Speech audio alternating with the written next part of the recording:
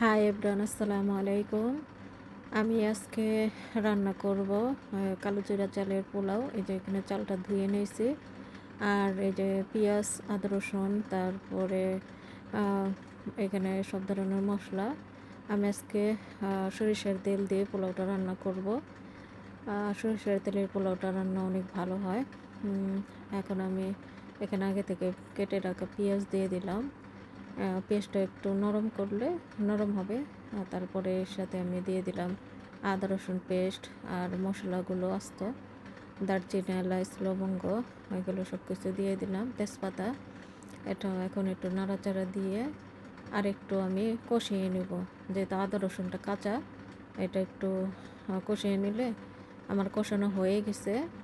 এখন আমি এর মধ্যে আগে থেকে ধুয়ে রাখা চালগুলো দিয়ে দিব।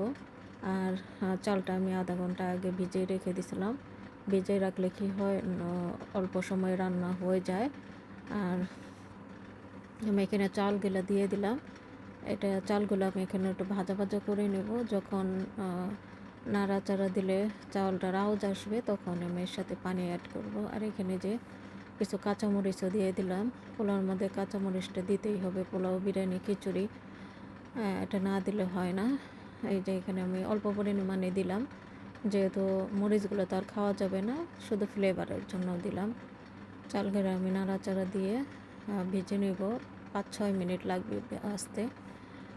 চালগুলো ভেজে নেওয়া হয়ে গেছে। আমি এই যে কেটেলে পানি গরম করে নিছি। গরম পানিটা দিলে কি হয়, তাড়াতাড়ি পোলাওটা রান্না হয় আর পোলাও ভালো হয়, ঝরঝরা। সবসময় আমি গরম পানি কেটেলে গরম করে নিই, তারপরে আমি পোলাও রান্না করি।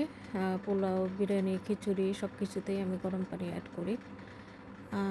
এখানে আমি পানি দিয়ে দিলাম, যেহেতু চালটা ভিজেই রেখেছিলাম, এখানে পানি অত বেশি লাগবে না। আমি আন্দাজ মতো পানি দিয়ে দিলাম, যদি পরে লাগে তাহলে আর একটু দেব। এই যে চালটা দমে রেখে দিয়েছিলাম আমি। এই যে দমে রাখার পরে যে এখন এই অবস্থা। আরও আমি 10-15 মিনিটের জন্য দমে রেখে দেব। এই যে আমার পোলাওটা রান্না হয়ে গেছে, এখন আমি ঢেকে রেখে দেব।